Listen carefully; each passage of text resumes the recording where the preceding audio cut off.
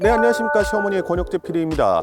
저희가 지난번에 그랜저 하이브리드 영상을 올려드렸더니 많은 분들이 막 댓글을 달아주셨어요. 특히 쇼츠 조회수가 좀 나왔는데, 야씨 저게 무슨 연비가 좋냐, 하이브리드 차는 원래 다 저렇다라는 얘기부터 시작해서 야, 일본차 하이브리드의 연비가 훨씬 좋다, 이런 얘기들, 일제 하이브리드 차량을 타시는 분들이 그런 댓글들을 많이 남겨주셨어요.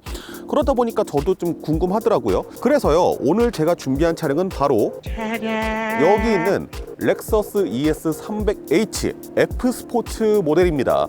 그랜저 하이브리드와의 가격 차이는요, 이 F 스포츠가 이 ES 중에서는 제일 비싼 모델이거든요. 그래서 1000만 원 이상 벌어지기는 하는데, 어쨌든 그랜저를 살 돈에서 조금만 더 욕심을 내면은 바라볼 수 있는 차량이기도 하고, 글로벌적으로도 전륜구동 프리미엄 세단 중에서는 현재까지 거의 살아남아 있는 유일한 모델이라고 말씀을 드릴 수 있을 것 같습니다.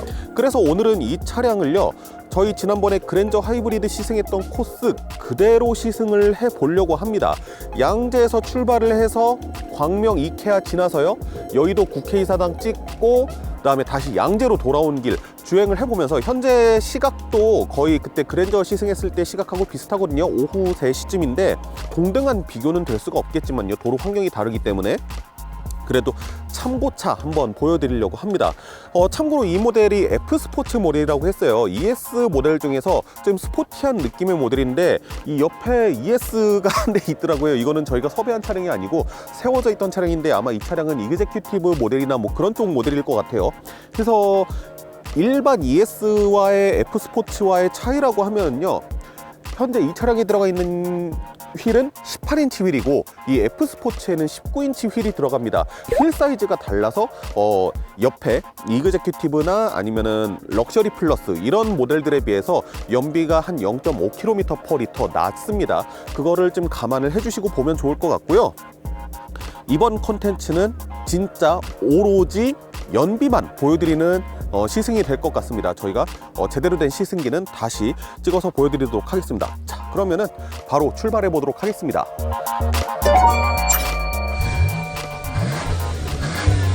자, 오늘은 잊지 않고 여기서 리셋 누르고 가겠습니다. 저번에 리셋 늦어서 고속도로 주행 중에 리셋을 했는데, 오늘은 시작부터 리셋을 하도록 하고요. 어차피 도로 환경이나 이런 것들이 다르기 때문에 오늘의 연비 비교는 그냥 참고용으로만 생각을 해주시면은 감사를 드리겠습니다. 광명 이케아 안내해줘. 몇 번째 장소? 일단 이 렉서스 ES300H와 그랜저를 비교해 놓고 봤을 때 파워트레인 쪽에서 가장 큰 차이점은 아마 이 배기량을 얘기를 할 수가 있겠죠. 그랜저 같은 경우에는 4기통에 1.6L 터보를 붙여서 출력을 더해낸 시스템이지만, 현재 이 렉서스 ES300H 같은 경우에는 4기통 2500cc 자연흡기의 엔진에다가 하이브리드를 물린 시스템이란 말이죠. 거기다가 플러스로 이 그랜저 하이브리드 같은 경우에는 하이브리드 전용의 6단 자동 변속기를 썼지만, 렉서스 ES300H 같은 경우에는 ECVT라고 불리는 변속기를 쓰고 있는데, 도요타 하이브리드 시스템 자체가 토요타가 특허를 내면서 거의 도요타만 사용하고 있는 그런 형식이잖아요. 이 직병렬 방식의 하이브리드 시스템인데, 이 미션이라고 하기에도 애매하고 하여간 그런 시스템이 담겨져 있습니다. 문송하게도 문과 출신이어서 암만 공부를 하고 해도 이 시스템에 대해서 정확하게 이해를 하진 못했는데, 이 토요타 하이브리드 시스템에서 이 변속기 같은 경우에는 이 엔진에 충전을 위한 모터와 방전을 위한 모터, 이렇게 두 개의 모터가 있고 그 사이에 유성 기어가 있는데, 이것이 바로 미션의 역할을 해준다고 합니다. 실제로 주행을 해보면은 CVT의 특성과 비슷한 그런 느낌을 내주기 때문에, 그래서 ECVT라고 부르는 것 같습니다. 그리고 이제 하이브리드 시스템에 대한 이야기가 나왔으니까 말씀을 드리자고 하면은, 최초로 양산을 시작한 이 하이브리드 자동차가 바로 토요타의 1세대 프리우스 모델이거든요. 근데 이 토요타가 1세대 프리우스를 내놓으면서 직병렬 방식의 하이브리드 시스템을 죄다 특허를 내놨어요. 다른 기업들이 사용을 하지 못하게끔 말이죠. 그래서 유럽 같은 경우에는 대부분의 하이브리드 자동차들이 마일드 하이브리드 자동차거나 아니면은 플러그인 하이브리드 시스템을 장착한 경우가 많습니다. 그런데 우리나라 같은 경우에는 이 풀 하이브리드 시스템 자체를 직병렬식이 아닌 다른 방식으로 막 고민을 해서 만들죠. 그래서 지금 우리나라 현대 기아 자동차들이 쓰고 있는 하이브리드 같은 경우에는 병렬식 하이브리드 시스템을 사용을 합니다. 그래서 이 토요타가 사용하고 있는 직병렬 방식의 하이브리드 시스템과 현대 기아가 사용하고 있는 병렬식 하이브리드 시스템 차이점이 어떤 것이 있냐라고 하면요, 제일 큰 거는 이건 것 같아요. 토요타의 하이브리드 시스템은요, 충전과 방전이 동시에가 될 수가 있습니다. 그래서 배터리를 충전을 해주면서 이 배터리에 있는 전력을 끌어다가 방전을 해서 출력을 내는데 도움이 될 수가 있다는 거예요. 반대로 현대기아의 병렬식 하이브리드 시스템 같은 경우에는 충전을 할 때만 충전을, 방전을 할 때만 방전만, 이런 식으로 시스템이 구동이 됩니다. 현대기아 차 같은 경우에도 하이브리드 흐름도를 이렇게 모니터에다가 띄워놓을 수가 있는데 토요타도 이렇게 띄워놓을 수도 있거든요. 뭔가 상당히 일본의 애니메이션틱한 그런 그림이 이렇게 떠 있는데, 이게 주행을 하는 내내 계속 수시로 바뀌어요. 시스템이 계속 왔다 갔다 합니다. 이런 점들이 이제 현대자동차의 하이브리드 자동차와 토요타의 하이브리드 자동차들의 가장 큰 특성상의 차이라고 말씀을 드릴 수 있을 것 같아요. 그렇다면 파워트레인적인 차원 말고는 또 어떤 차이점이 있느냐? 일단은 크기 자체는 렉서스 ES300H가 조금 더 작습니다. 아주 근소한 차이로 작아요. 한 몇 센치 정도? 전장, 전폭, 그 다음에 전고도 그랜저에 비해서는 조금 더 작고 무게도 조금 더 적고요. 그리고 ES300H F스포츠에는 19인치 휠이 들어가지만 그때 저희가 시승했던 그랜저 모델 같은 경우에는 20인치 휠을 작용을 하고 있었습니다. 그러니까 이 부분에 있어서는 그랜저가 조금 불리할 수 있는 부분이긴 하죠. 반대로 그랜저가 좀 유리한 부분이라고 하면은 아무래도 배기량을 말씀드릴 수가 있겠죠. 이 차량하고 거의 배기량이 1000cc 가까이 차이가 나니까 그 부분에 있어서는 조금 더 그랜저가 유리한 부분이라고 말씀을 드릴 수 있을 것 같습니다. 일단 그때는 연비 주행을 해서 얻은 연비의 결과는 아니었거든요. 3시간 동안의 차량의 상태를 좀 파악하기 위해서 주행을 했었기 때문에 연비 운전은 별도로 하지 않도록 하겠습니다. 가속 페달을 밟을 일이 있으면 가속 페달을 밟으면서 운전을 하도록 할 거예요. 일단은 지금 여기까지 왔을 때 연비 차이는요, 렉서스가 월등히 높습니다. 네, 렉서스가 지금 현재까지는 월등히 높아요. 그랜저 하이브리드 같은 경우에는 계기판상에 오른쪽에 그 RPM 미터가 있잖아요. 이 렉서스 같은 경우에는 주행 모드를 스포츠로 두지 않는 이상 이 RPM 미터가 보이지 않거든요. 대신에 이 카메라 상에는 안 보이겠지만 HUD 상에 이 막대 눈금처럼 RPM 미터가 보여요. 그래서 시동이 걸렸다 안 걸렸다를 이 HUD를 통해서 알 수 있는데, 제 그랜저를 시승하면서 그런 말씀을 드렸습니다. 이 차량은 내가 눈치채려고 작정하고 느껴봐도 시동이 걸리는 것을 알 수 없다라고 말씀드렸는데, 렉서스 ES 같은 경우에는 제가 작정을 하고 눈치를 채려고 딱 집중해서 보면은 눈치는 챌 수 있어요. 근데 이렇게 제가 막 썰 풀면서 지금 주행을 하고 있잖아요. 그러니까 뭐 동승자가 있어서 같이 이야기를 한다든가 아니면은 음악 틀어놓고 아무 생각 없이 운전을 한다던가 이런 상황에서는 전혀 느낄 수 없는 그 정도의 느낌입니다. 현대 그랜저와는 또 다른 점을 말씀을 드린다고 하면은 따로 별도의 EV 모드라는 버튼이 있어서 이 최대한 전기 모터로만 주행이 가능하게끔 하는 그런 모드가 따로 있어요. 이거는 르노코리아의 XM3에서도 볼 수 있었던 그런 구성인데, 그러한 버튼이 따로 있다라는 특징이 있습니다. 자, 그리고 여기가 이제 그 문제의 쇼츠, 제가 그랜저 찍으면서도 욕을 바가지로 먹었던 그 쇼츠 영상의 그 구간이거든요. 여기서 제가 교차로 5개까지 전기 모터로만 갔다고 신기하니까 다들 욕하신 분들이 많더라고요. 야, 그걸 뭐 누가 못 지나가느냐. 사실 현대기아의 하이브리드 가지고 그렇게 먼 거리를 간 경험이 제가 처음인 것 같아가지고 되게 신기해서 그렇게 쇼츠를 올렸던 건데, 이제 신호 풀리면은 아마 그 신호 체계는 똑같겠죠? 뭐 그 사이에 변하진 않았겠죠? 한번 어디까지 갈 수 있는지 한번 보도록 할게요. 이 에너지 흐름도 켜놨고요. 자, 출발했습니다. 아하, 지금은 바로 엔진이 개입하긴 했는데 가속 상태에서 살짝 엔진이 개입을 했다가 제가 엑셀레이터에서 발을 떼니까 바로 또 엔진이 꺼졌거든요. 제가 한 번만 더 가서 시도를 해보겠습니다. A few moments later. 일단은 배터리는 많아요. 그때 제가 배터리 풀충 시켜놓고 너 가는 거 아니냐 그런 얘기 들었는데 계기판 보시면 아시겠지만은 그때 배터리 딱 반 있었거든요. 그것도 제가 실험하려고 실험한 게 아니라 얻어 걸린 영상인데 좀 억울했어요. 지금 두 번째 시도 스타트 합니다. 스타트. 아까 전보다 좀 많이 느리긴 한데 어쨌든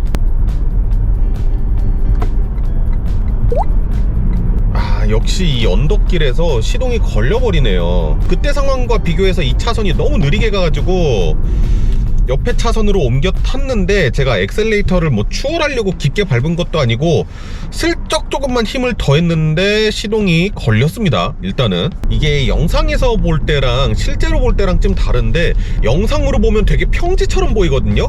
근데 이게 결코 평지가 아니에요. 생각보다 제법 이 경사도가 있는 그 고바위입니다. 그래서 방금 전에 ES 같은 경우에도 시동이 걸렸고 아까 전에 여러분들께서 그렇게 주장하시던 이거 이 속도로 가면 뒤에서 빵빵한다 약간 그럴 정도로 아까 전에 낮은 속도로 갔을 때에도 시동이 걸렸어요. 그랜저도 이 전기 모터의 활동 범위 자체가 상당히 넓은데 근데 중요한 건 뭐냐, 아직까지 ES의 연비가 훨씬 높다는 겁니다. 서부 간선도로 지하도로를 탈 거예요. 지난번에 그랜저를 시승할 때는 이 구간을 에이다스를 켜놓고 에이다스 주행 중에 엔진의 개입과 이런 것은 어떤가를 한 번쯤 살펴보는 그런 시간을 가졌었는데, 자 지금 에이다스를 켰습니다.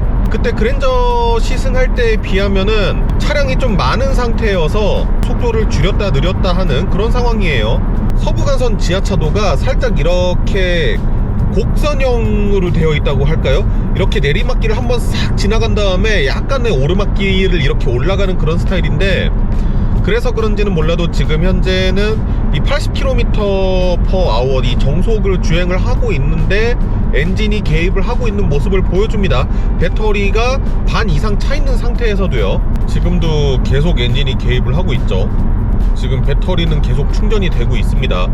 네, 이렇게 에이다스를 이용해서 서부간선 지하로를 통과를 해봤습니다. 오늘이 그랜저를 시승할 때보다 조금 더 차가 많은 것 같거든요. 그랜저를 시승할 때는 그래도 이 서부간선 지하로라든가 아니면 고속도로에서 비교적 차들이 소통이 상당히 좋은 쾌적한 그런 환경이었었는데 뭐 막히거나 그렇게까지 차가 많지는 않지만 그래도 그때에 비해서는 차량이 많고 조금 더 이 브레이킹이 좀 더 있고 꾸준히 80으로 가는 게 아니라 80으로 갔다 70으로 떨어졌다 약간 이렇게 주행이 되는 그런 환경입니다 오늘이. 근데 이 렉서스 ES도 그렇지만 에이다스 환경에서는 유독 엔진이 조금 더 많이 개입을 해주는 것 같아요.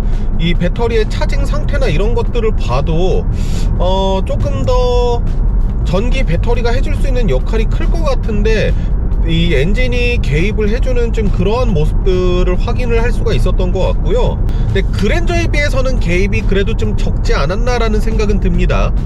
왼쪽에 국회의사당이 있습니다. 여기서 유턴해서 카메라 배터리 한번 갈고 갔죠. 오늘도 유턴해서 카메라 배터리 잠깐 갈고 가도록 하겠습니다. 제가 아까 전에 서부간선 지하로에서 19km/L 이상을 찍었다라고 말씀을 드렸는데 최종적인 결과가 17km/L대의 연비였어요. 근데 그렇게 다 깎아먹은 게 이 올림픽대로에서 길이 진짜 미친 듯이 막히면서 그만큼을 깎아먹은 거거든요. 막히는 환경에서 과연 연비가 어느 정도까지 깎일 것인지 지금 21.0km/L를 가리키고 있거든요. 현재까지는 그랜저의 연비에 비해서 약 2km/L 정도 더 높다라고 말씀을 드릴 수 있습니다. 그때도 제가 길을 잘못 타서요. 여기서 종합운동장 방향으로 이렇게 돌았어야 되는데 그렇게 안 돌고 또 국회의사당 방향으로 해서 여의도를 한 번 더 들어갔단 말이죠. 지난번과 똑같이 가도록 하겠습니다. 그래서 제가 이쪽 길로 오면서 여의도의 과속방지턱이 무식하다 하면서 이 과속방지턱을 넘었어요.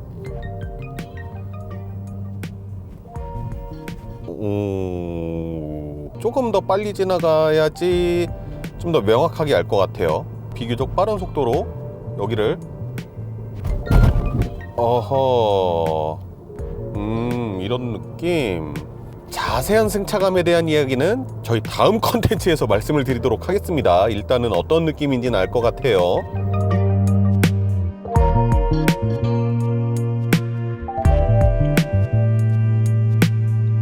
네, 양재에 도착을 했습니다. 현재 시각 5시 53분. 네, 3시 반에 출발을 했던 것 같아요. 그러니까 1시간 반 정도 소요됐다라고 생각을 하면 될 것 같은데, 걸린 시간은 거의 비슷하거든요. 근데 차이점이 있었다라고 하면은 이 그랜저 시승 같은 경우에는 간선도로에서 정체가 좀 길었고요. ES 같은 경우에는 시내에서의 정체가 조금 많았습니다. 그래가지고 이 차량도 처음에 그 서부간선도로 지하도 나와서는 연비가 20km/L대의 연비를 보였었잖아요. 정체 동안에 연비가 깎였어요.